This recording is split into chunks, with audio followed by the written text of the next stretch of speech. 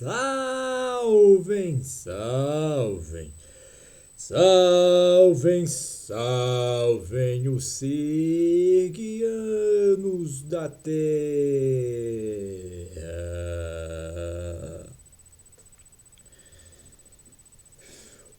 Bom, hoje nós vamos tratar de algumas questões e vamos tentar desprender, portanto, os vídeos anteriores do passado.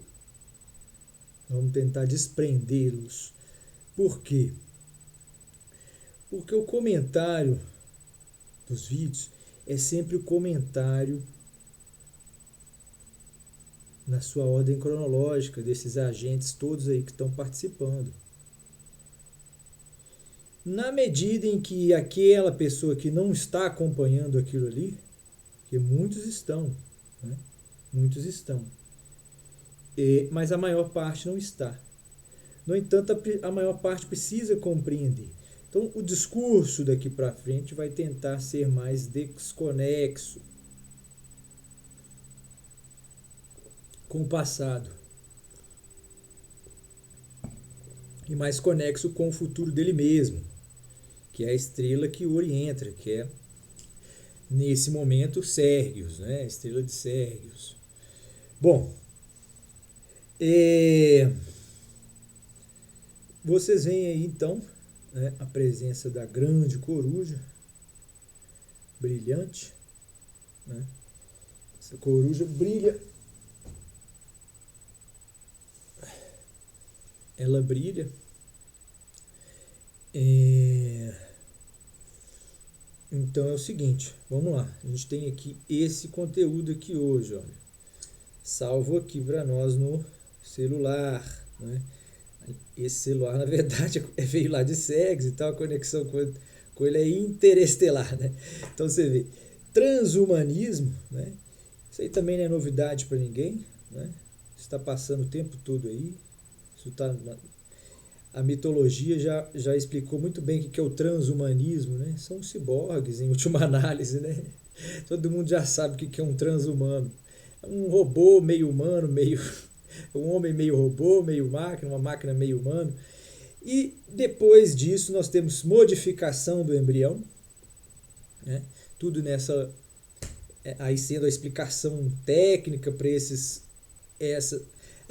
a solução técnica, né, que a ciência encontrou para o desejo dos mitos.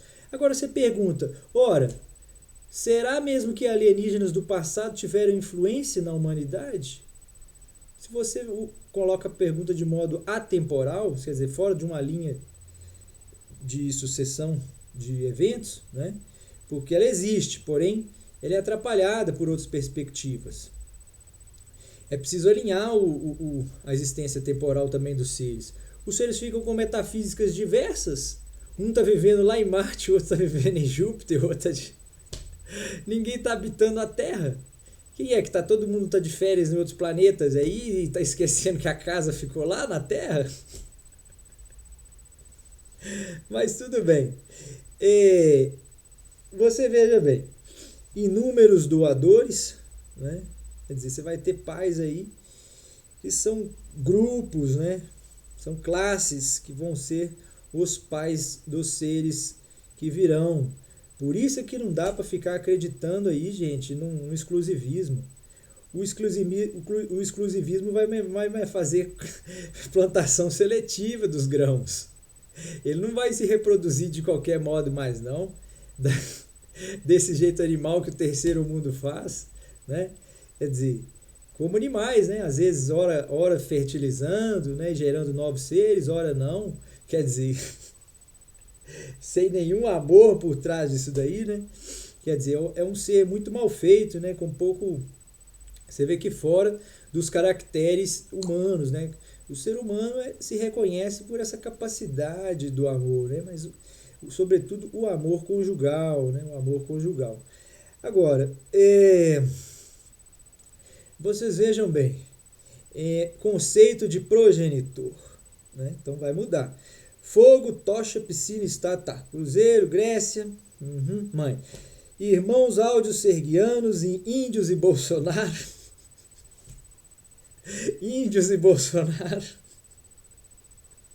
Será que esse Bolsonaro aí não é de alguma dessas tribos indígenas, não? Ele está escondendo isso da gente? Ai, isso essa situação está pendente. O Brasil, será que está sabendo dessa pendência aí? Está em votação lá no STF. Cadê a sociedade civil para fazer uma pressão lá e dizer, olha, nós somos a favor da natureza. Nós não queremos mexer mais na natureza, não. O tanto que já mexeu aí já nos incomodou. É para cessar isso daí daqui para frente, é apurar, ver o que aconteceu de fato, mas a gente mexe com o trem depois, ou procura uma saída aí para o trem, mesmo que a gente pague a volta dele para isolar a área, quer dizer, ou a gente estuda uma maneira sofisticada de passar esse trem lá, um jeito que o mundo vai ficar conhecendo o Brasil por essa inteligência. Cadê agora o grande arquiteto aí, um grande cientista, para ofertar uma solução dessa, né? De forma que os índios fossem viver harmoniosamente com o trem passando por lá. E você pode fazer áreas reservadas, pode pôr o Estado ali no meio, fazendo a conexão e abrindo um ponto turístico para o mundo. Quer dizer, você faz um grande vitral lá, ó, um grande vitral que por fora os índios estão vendo a mata. Mas ali quem está passando ali dentro está vendo a natureza acontecer ali o tempo todo, né? E os índios nem sabem, nem precisam saber disso, né? Basta os homens dizer que eles agora estão conectados. Então o índio já vai saber de fato o que está acontecendo, vai saber que vai continuar a sua vida lá com as suas tradições, de alguma forma vai saber recepcionar esse novo Deus que é o homem, né, em suas fábulas. Não vai haver problema para eles são muito bons em sobreviver. Nós é que estamos aprendendo com ele como é que sobrevive, né? Agora, essa questão aí, é preciso então entender, ficar claro uma coisa.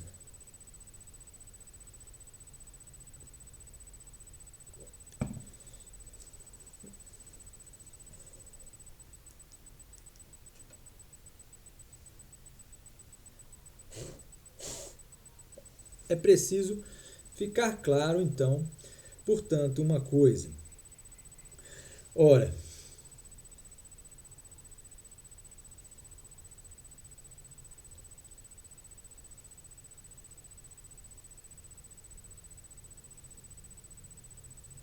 é preciso ficar claro uma coisa, não é?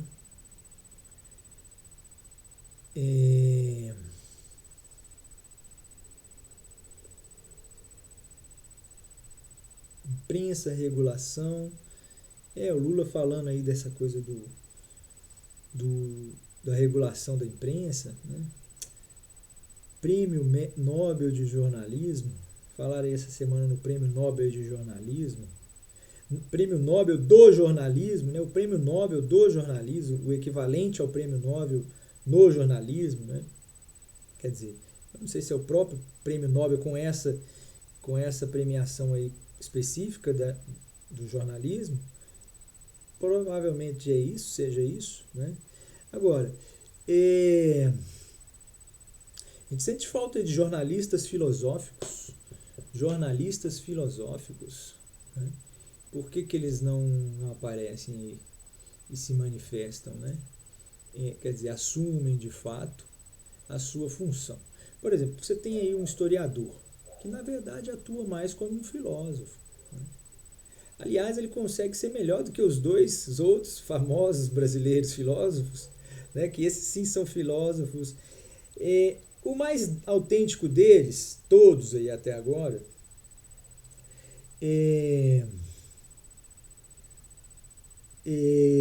bom, todos eles perdem um ponto muito grande na medida em que tiveram outras profissões antes da filosofia.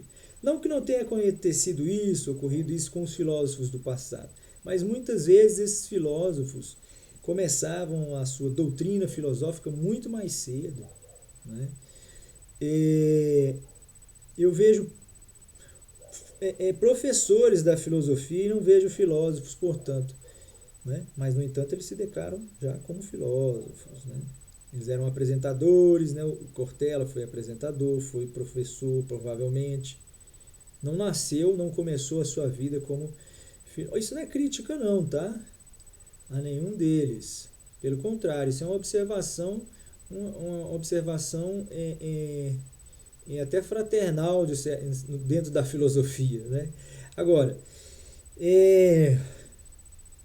esse neoliberalismo, né? Outro dia a Dilma falou alguma coisa política, filosófica. A Dilma que está de fora, até agora, diante de tudo aí, não foi nem falada. Foi entrevistada pelo Juca Kfouri, né, que tinha um irmão, que não está mais aqui no mundo, está em outra constelação lá da Confederação, mas, e aí ele disse o seguinte, eles eram muito amigos, né, a Dilma, mas esse irmão aí do Kfouri. E o Kfouri, quando o jeito dele abrir o programa dele, eu já percebi que era ele que estava chegando. Porque não tenho visto pessoas, a gente não tem visto pessoas como o Kfouri, né? Que aliás nem estão aí na grande mídia, né? Devia estar apresentando o Domingão do Kfouri. Não quer pôr ele lá não? O Huck não quer, deu uma briga lá com o Luciano Huck. O Mion também estava querendo apresentar.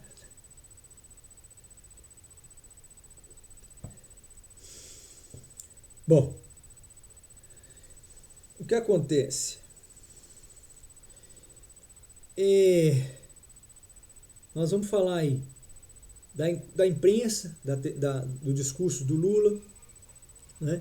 O discurso do Lula, meu Deus do céu, que discurso foi aquele?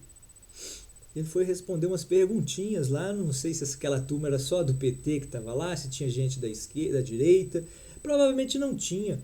Infelizmente nós chegamos num ponto que está muito triste, as pessoas estão mesmo brigando já, estão perdendo a razão, né?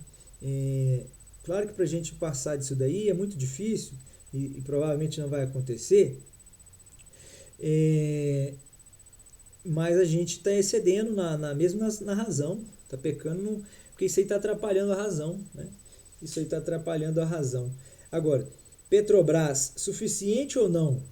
É isso que é preciso ficar claro. O vídeo hoje aqui, esse vídeo é para eminentemente, quer dizer,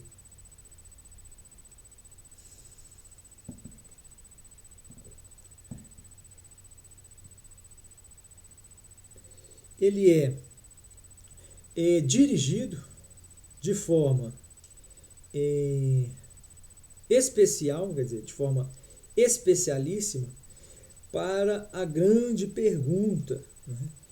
Tanto é que nós vamos inclusive dar o nome aí a esse capítulo com esse epíteto, né?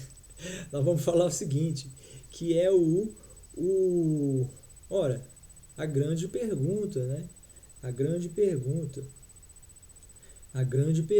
quer dizer, afinal de contas, quem é ou quem são os países que estão se beneficiando aqui do Brasil? Quem são esses países aí? Quem são essas pessoas? Quem são essas pessoas? Vamos identificá-las, nominá-las, né? Descobrir quem de fato elas são, se elas existem, se são empresas falsas, se é simplesmente né? Desculposamente nós poderíamos dizer que é simplesmente o mercado, né? Esse é o preço que o Brasil paga para figurar no mercado. Quer dizer, essa é a honradez que a gente esperaria do Ciro, se ele está falando que vai fazer aquelas coisas todas. Ele não tem que falar brincando, ele já tem que começar mais do que ele está. Ele está reivindicando aí, ó, falando, querendo dizer que o Brasil, dali em diante, não cederá mais à ordem externa. Quer dizer, Ele tem que ser mais incisivo, falar, o Brasil vai tirar as boas. O Brasil agora pouco se importa com a participação nesse comércio, nesse comércio mundial. Né? Pouco me importam agora as bolsas de valor ou de valores. Aí vou dizer, olha, não, isso é mais complicado. De que maneira isso é mais complicado? Preciso então que se explique de que maneira isso aí é mais complicado. Bom, porque do contrário, se o Brasil não tem essas amarras, ele pode seguir em frente, né? Ou se essas amarras até existem, mas é melhor que elas mesmas se afrouxem, né? E permitam verdadeiramente um estado não de normalização das coisas, né? De equilíbrio das coisas, né? De equalização das coisas, né? Ou seja, o fato de impor a justiça, né? No sentido de ser mais equilibrada as vidas, né? Equilibradas as vidas.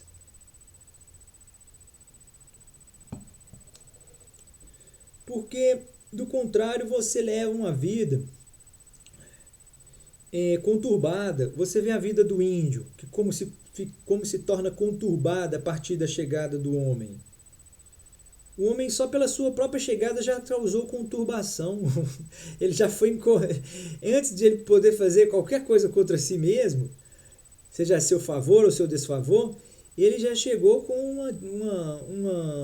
um incômodo, né? Causando um incômodo. Né? Ele foi até bem recebido, mas olha, talvez o índio imaginasse que aquilo fosse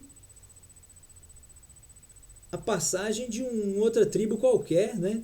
Que educadamente ficasse algum tempo e depois se retirasse espontaneamente. Mas não, o brasileiro chegou, apresentou-se como visita, porque disse, olha, nós estamos visitando você aqui, meu filho. Mas pregou a bandeira, né? Olha, aqui agora parque é nosso. Então, é um absurdo tudo que a gente vê. Tudo que a gente tem visto aí é um absurdo. Uma falta de filosofia política que a Dilma praticou outro dia. Ela disse, olha, o mundo tá sendo mais uma vez, né? Isso aqui é uma vitória, por assim dizer, do neoliberalismo que se tornou, segundo ela, segundo a Dilma, hegemônico no mundo. Agora veja que curiosidade. Os homens aí, as pessoas que estão votando no Bolsonaro só porque dizem que são de direita, nem é por causa do Bolsonaro que está lá, não. Porque tem muito eleitor dele aí dizendo que ele não é de fato o melhor presidente, mas no momento é preciso manter esse desejo por postar-se, né?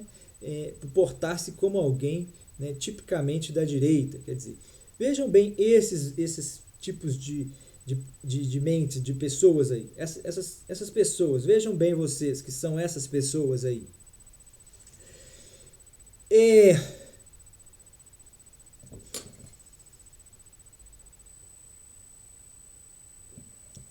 Como que a Dilma fala que o mundo está imperando e vocês, em contrapartida, a sua doutrina da direita, a direita ela se caracteriza por dizer, sobretudo, atualmente, que não está havendo no mundo o exercício, a prática, né, a realização, né, a prática do tradicionalismo, do capitalismo, que pelo contrário o mundo está cada vez mais socialista e talvez hegemonicamente socialista. Quer dizer, por que há essa disparidade, essa discrepância aí de pensamento, né? De pensamento estatístico, né? Num ponto, e de realidade observável?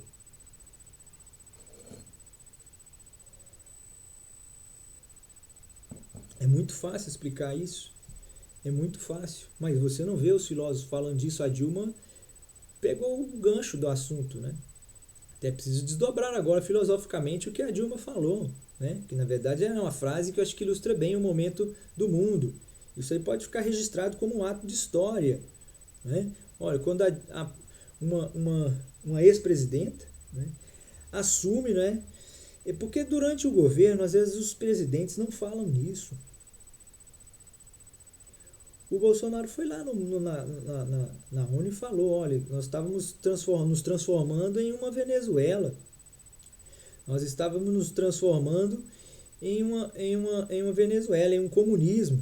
O Brasil estava caindo num comunismo tremendo quando nós pegamos, mais uma vez, salvando o Brasil das garras do comunismo. Quer dizer, agora você vê, um lado fala que é assim, outro fala que é de outro jeito. Talvez é o Olavo de Carvalho quem estivesse certo, né?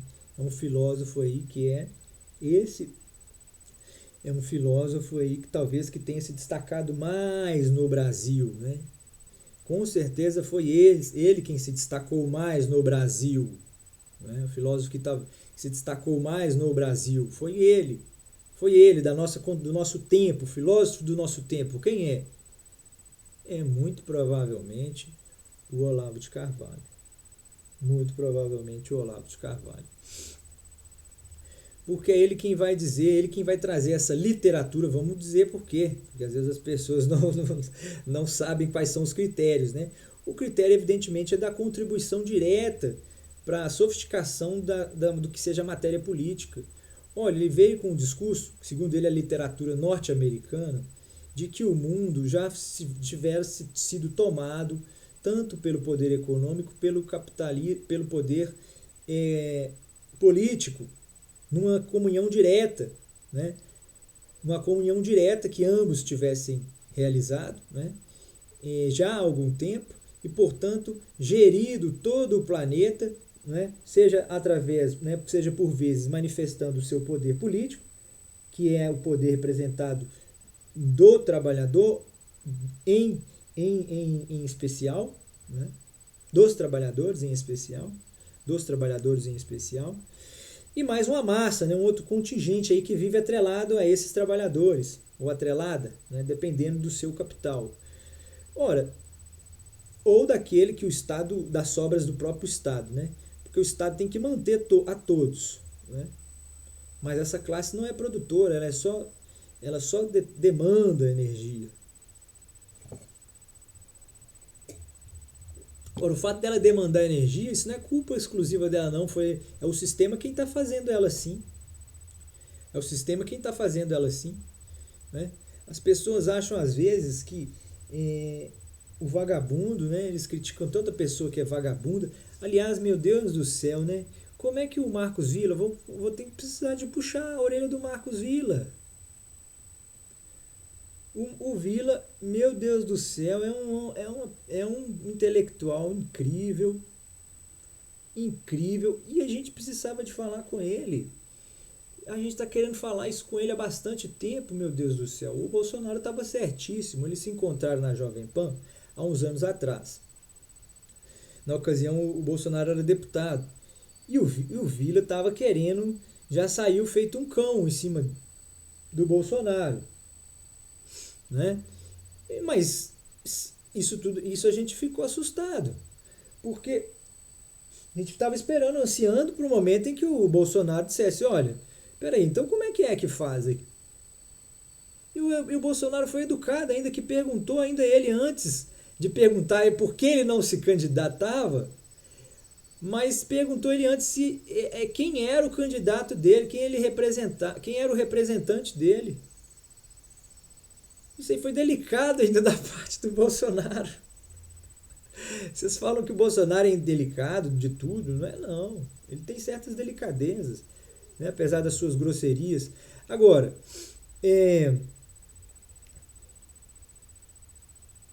Bolsonaro, cara, esse camarada pulou de paraquedas. Eu li a biografia dele. Ele era professor de paraquedas. Se destacou, passou em diversas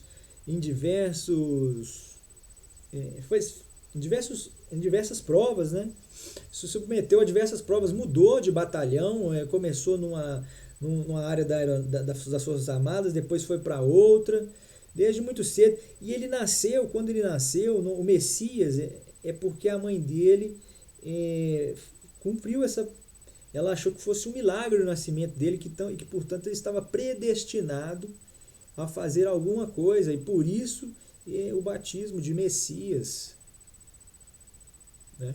Agora, são nuances interessantes que as pessoas às vezes não têm a sensibilidade de colher, né?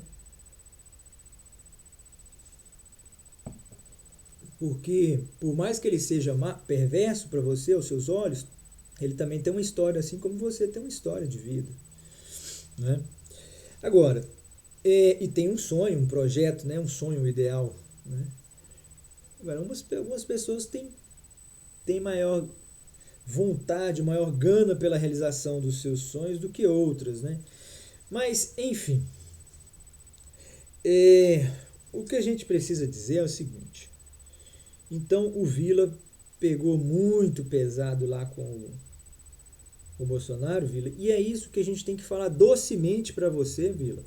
Você está construindo, sua carreira é brilhante, sua carreira é brilhante, a sua carreira é brilhante. Agora, nós precisamos saber da questão do seu perdão, a sua capacidade de pedir perdão. Que, aliás, quem matou isso outro dia aí? Quem matou isso daí foi o Lula. Matou o povo brasileiro. O Lula, na mesma hora que agrada o povo, machuca também, né, Lula? Você machuca o povo, cara. Porque a honra que todo mundo vê, muita gente vê a moralidade do Lula. Tem gente que não entende isso. E erro, né, das pessoas tentar transformar uma pessoa santa moralmente em ladrão. Quer dizer, isso foi uma tolice. Por isso é que o Lula voltou mais forte ainda. Quer dizer, o povo, a base que o Lula tem, é dessa gente que tem ainda, que vê em um Deus critérios ainda, motivos morais, né? Quer dizer, agora vocês vejam bem, olha como é que isso tudo aí vai se ligar de uma forma muito curiosa, tá? Mais à frente. Percebam vocês, hein? Prestem atenção, acompanhem o raciocínio.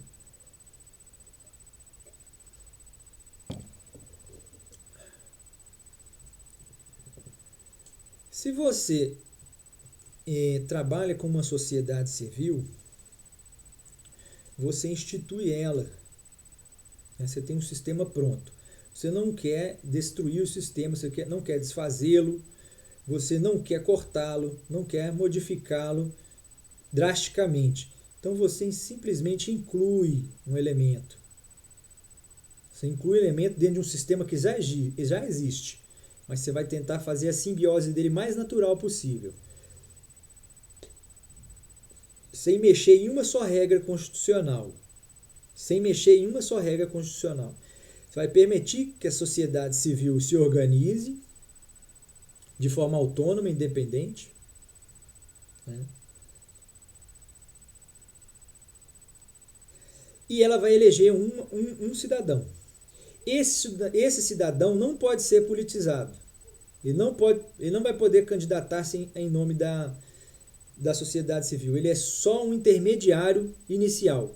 Que ele é inicial e ele é permanente porque ele é vitalício o cargo dele. Ele fica ali para fazer as conexões. Esse cargo vitalício, ele é vitalício, porém ele pode ser passado pelo pensador, pelo ocupante pelo representante do povo. Ele pode ser repassado e não pode ser retomado. Você ganhou ele jovem, você passa ele jovem, se quiser, né? E você, antes de partir, você sempre pode passar também o seu bastão. Bom, isso aí é coisa lá da fábula, né? De Sérgio, tem um planeta lá que fez isso, né? Procedeu dessa maneira, né? Quando possuía um sistema jurídico, um ordenamento semelhante ao nosso.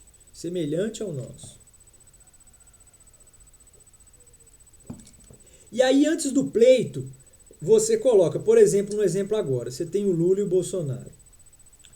Você vai, antes de partirmos para a eleição deles, nós vamos fazer uma eleição para esse representante apolítico, né? da sociedade civil. E aí vai ser feita uma votação. Qualquer pessoa pode candidatar-se sem nenhum partido político, apresentando-se dentro do seu tempo, que vai ser exposto o seu programa na televisão, em rede nacional. Se for uma hora determinado para ser distribuído, né, no dia ou na semana, o que seja, para aqueles integrantes, para todos os integrantes, lembrando que a divisão será sempre na mesma proporção, na mesma quantidade matemática, da lógica, da justiça e da igualdade perfeita. Isso significa que, se é uma hora e são 10 candidatos, então você terá que cada um terá, então, portanto, 5 minutos, ou 12 candidatos, né?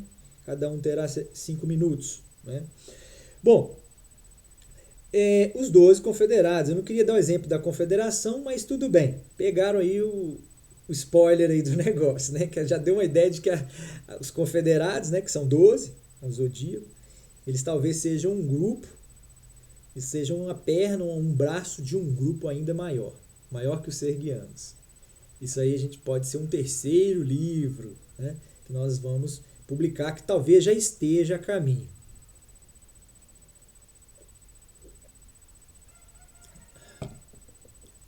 Bom, então você tem aí a CUT, que marcou a CUT, a criação do Lula. O Lula é quem é hoje por causa da CUT. Ele foi a grande criação luliana foi essa, né? A criação da CUT. Né? Foi essa a plataforma mundial construída pelo grande Lula.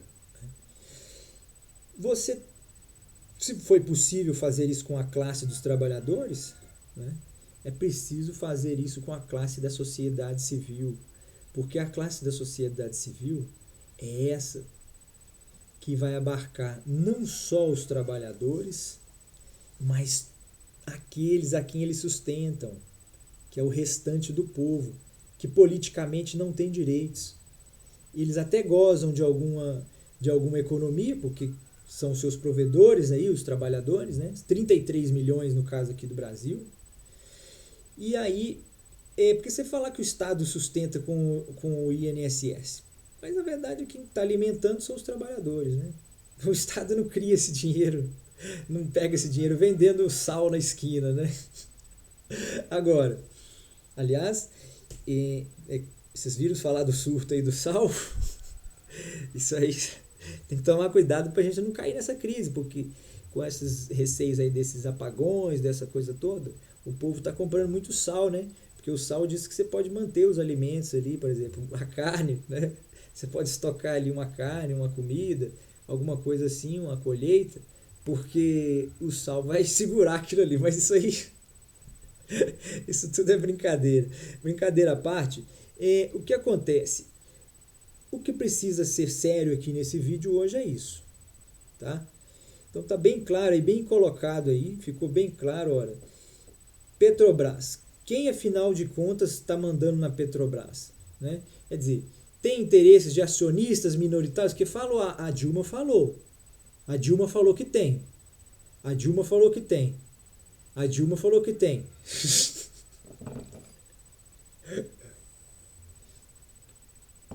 Preciso enfatizar, porque a Dilma é um personagem importante, ela é muito respeitada no mundo,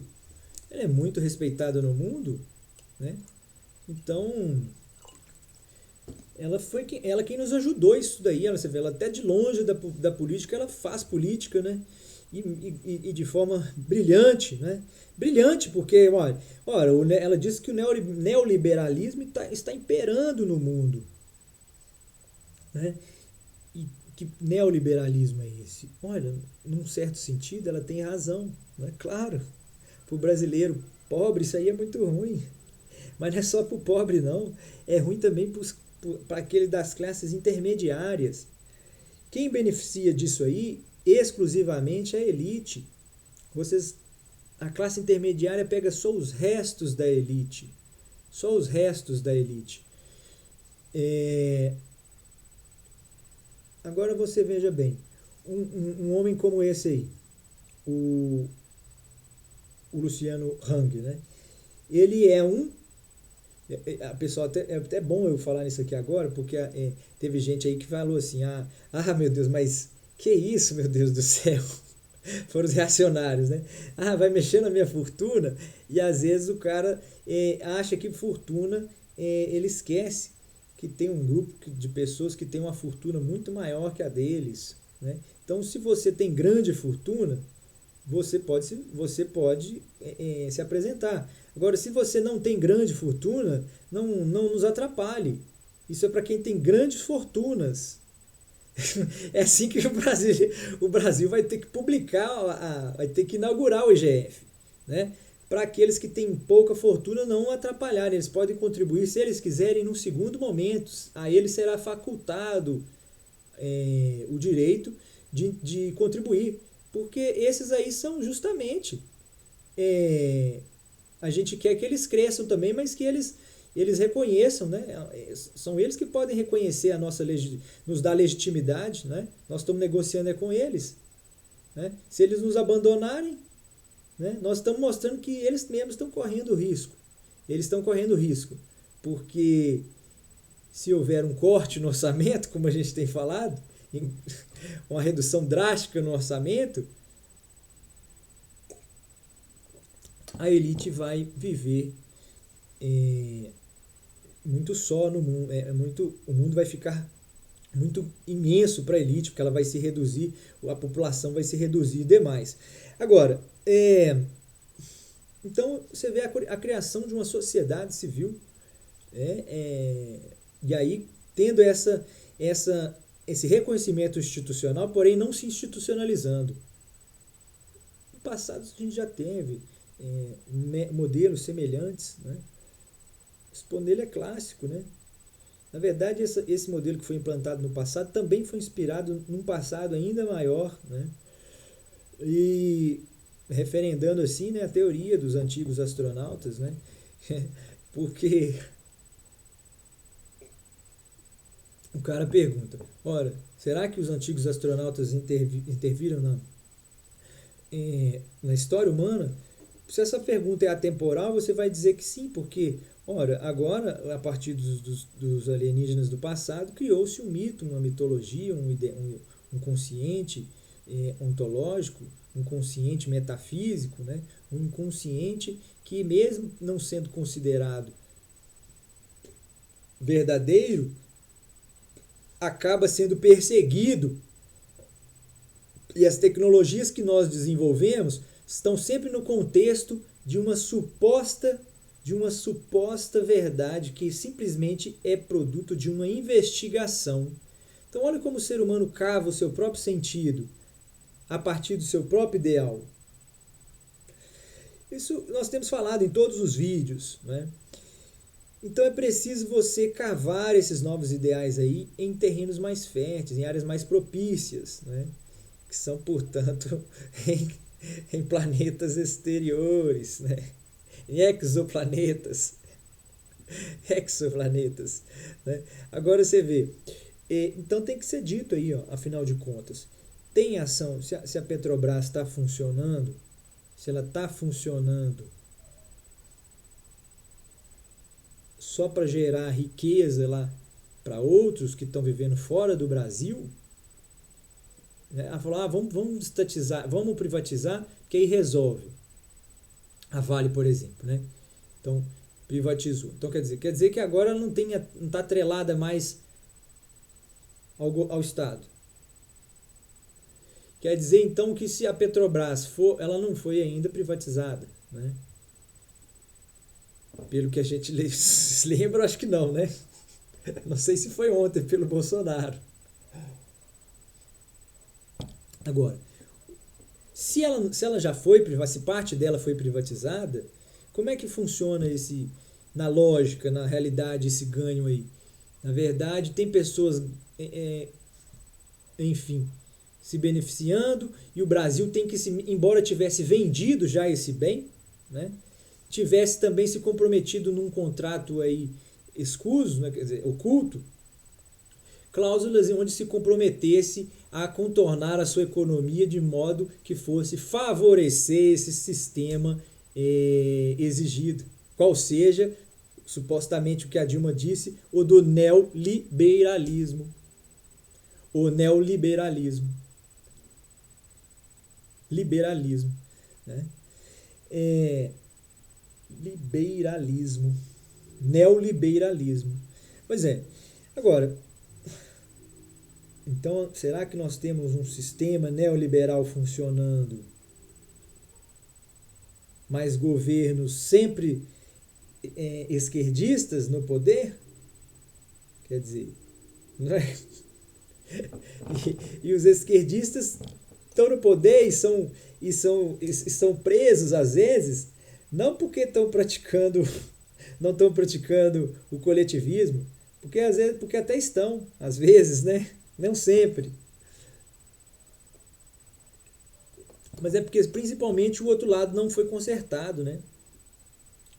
O problema é que a direita também não abriu mão ainda da sua parte. Essa parte aqui agora é o IGF. Isso aí, portanto, tem que ser uma consciência da sociedade civil. Se ela diz que é a detentora das rédeas políticas do país, não só da política, não só da soberania do espaço, do seu terreno, da sua terra, mas também da sua ordem política. Né? Esse soberano significa, a partir dos constitucionalistas mais modernos, né? Na verdade, talvez foram eles que implementaram, portanto, as primeiras aquisições, as primeiras defesas ao país, porque fizeram uma interpretação benéfica ao país. Olha, isso aí quer dizer no contrato que essa soberania, né, na verdade, não foi nem o brasileiro que reivindicou isso, foram os constitucionalistas aí do mundo afora, né, depois desse acordo aí que foi a era que deu a causa a toda a era da constitucionalização. Né. Você tem as constituições mais antigas aí, salvo engano, a da Itália, né? Tem umas constituições bem antigas que marcam o início da era das constitucionalizações, né? Coincide tudo isso aí com a criação dos estados modernos, né? O fim do absolutismo, né? Monárquico, né? O fim do absolutismo, o antigo regime. Então, você tem as cartas, você tem aqueles documentos lá que nós estudamos nos vídeos passados aí da ocasião da Revolução Francesa, mas você teve anteriormente a isso uma revolução na Inglaterra, na própria Inglaterra, né? E a partir dali você teve um Bill Wright, eles criaram lá um corpo de direitos, né? Supostamente voltados ao homem, né? Enfim, né? Declaração, essa carta do século XVII. Depois eu posso pegá-la para vocês e falar melhor delas.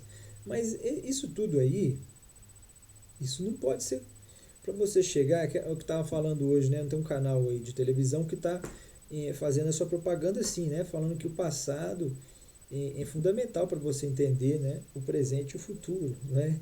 Mas é por esses motivos aí, em função dessas costuras que existem aí, que nós estamos descrevendo aí, tá certo? Agora, então tem que ficar claro, tem que haver essa resposta. Olha, afinal de contas, tem ação aí, os acionistas estão se beneficiando aqui, e além de estar se beneficiando, o país está se comportando como neoliberalista por causa desse acordo? Quer dizer, ora, se for isso, isso nem precisa ser revelado, não, é o que a gente tem falado. Se for isso, basta a mudança, né, a correta posicionamento dos entes, das entidades, né, dentro de uma interpretação mais harmoniosa dos contratos passados, né, e é a primeira reivindicação que se faz, né. Então, essa sociedade civil vai pedir esse tipo de comportamento. Ela não vai em busca sedenta atrás de direitos que supostamente tivessem sido suprimido delas indeliberadamente. Não, isso foi através também de um conjunto de interpretações, né, de vários homens que construíram também, que sempre estiveram defendendo o tradicionalismo, né, e o conservadorismo. Né? Agora, isso tudo é que é curioso. É porque esses conservadores, ora eles se tornam socialistas, ora eles se tornam, ou melhor dizendo, ora eles se tornam exclusivistas, ora eles se tornam individualistas e ora eles se tornam coletivistas. Ora se tornam coletivistas de quantidade, ora se tornam coletivistas de qualidade. Isso aí é a doutrina sergiana. Você tem que ir lá atrás e verificar o que significam esses conceitos aí de exclusivismo, individualismo, coletivismo, gênero. Aí você tem espécie, qualidade, quantidade e a espécie B, qualidade. Essa é que o sergianismo vislumbra, portanto, como último estágio da evolução, né? Portanto, os estágios anteriores, né? Portanto, no espectro político conhecido, né? Mundialmente, atualmente na Terra, não se enquadraria, portanto, em nenhum desses aspectos, desses graus, né? Do espectro aí, nenhuma dessas linhas do espectro, né? Nem mesmo na extrema direita, nem mesmo na extrema esquerda. Não seríamos, portanto, nem neoliberais, nem sociodemocratas, nem liberal-democratas, né? Social-democratas ou liberal-democratas. Bom, é o partido talvez do sincretismo, é o partido que falta nascer ainda no cenário político brasileiro, né? Porque é exatamente por isso, porque esse intermediário do povo vai conversar com o restante da civilização, né? Porque a sociedade civil vai se identificar, ela é muito grande. A pessoa que vai, isso aí é voluntário, é o voluntário que vai dizer se ele, isso está aberto a todos podem se incluir na sociedade civil, mas tem que ser espontaneamente colocado. Tem que ser espontaneamente colocado. Não pode ser através de uma procuração de alguém para falar em nome deles, alguém que vá votar em nome deles, alguém que vá representá-los. Não, eles tem que ser colhido deles pessoalmente. Aqueles, inclusive, que são incapazes, estão temporalmente incapazes, desses é preciso apurar a sua vontade pessoalmente. E aí você faz isso daí, vai ter alguma margem de perda aí, porque você não vai conseguir, por mais que você tenha um sistema sofisticadíssimo, vai haver uma perda aí, né? Mas essa perda tudo é compensada por você poder dar legitimidade, que em última análise significa uma oportunidade de engrandecimento né, e reconhecimento perante os demais, né, do povo, né? Em última análise, do povo. Na linguagem mais tradicional, né? O povo, ou seja, sendo esse que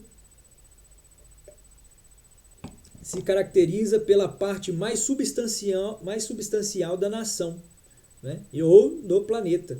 Quer dizer, existe o povo do planeta, né? Existe o povo do planeta, existe o povo do Brasil e existe o povo do planeta, né? A gente sabe muito bem, não conhece muito bem o povo do planeta, não. Mas a gente conhece quem são os miseráveis do planeta, porque esses aparecem na televisão, aí são exibidos, né? E o tempo todo, né? E aqueles são mais conhecidos. Agora, o povo do planeta é o povo que são as culturas diversas, né? São pessoas que vivem lá tão bem ou tão mal quanto você, né?